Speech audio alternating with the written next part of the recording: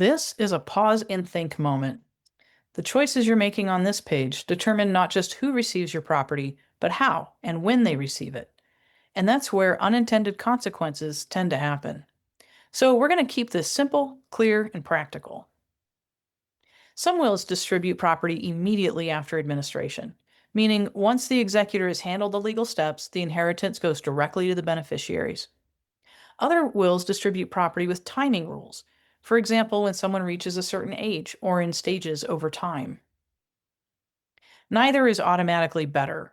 The right approach depends on your beneficiaries, your goals, and whether there are reasons to protect someone from receiving a large amount of money all at once. A common option is age-based distribution. For example, someone receives a portion at one age and the remainder later. People choose this when they want a built-in guardrail for younger beneficiaries. The key thing to remember is a simple age rule is still a legal instruction. It needs to match the reality of your family and your comfort level. People often think, I'll just split everything evenly and keep it simple. And sometimes that works beautifully. But simple can become complicated when you add real life. Divorce, death, estrangement, disability, addiction, creditor problems, or uneven financial need. This is why this page matters. A will isn't just a document, it's instructions that have to operate in the real world. Now let's talk about the percentages. First, you do not need to be good at math to do this correctly. Think of percentages as a way to communicate proportions. The form will help you make sure your allocation adds up the way that it should. If you want one person to receive more, or if you're including a charity, or you're dividing among multiple beneficiaries, percentages are often the cleanest way to keep your intent clear. Many people ask me, can I change this later?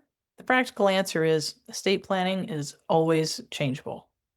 But the goal here is to choose something that makes sense now, rather than rushing through and assuming that it won't matter. You may see an option that says by family line. Here's what that means in plain language. If someone would inherit from you has died before you, their share can pass down to their children, your descendants, instead of disappearing or being redistributed in a way you didn't intend. This is often how people preserve fairness across generations, and it's especially important in families with adult children and grandchildren.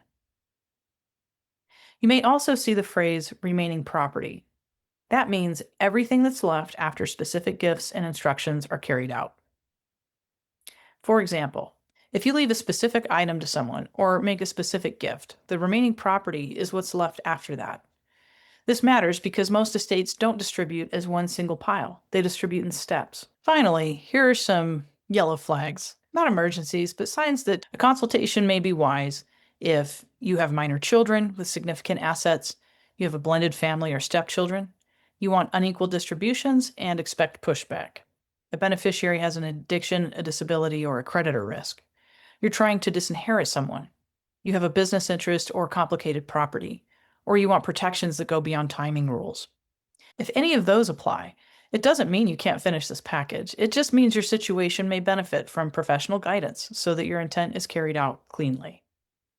Take your time on this page, read the options, and choose what reflects your real priorities. You're not trying to predict every future scenario. You're creating clear instructions that reduce confusion and conflict later.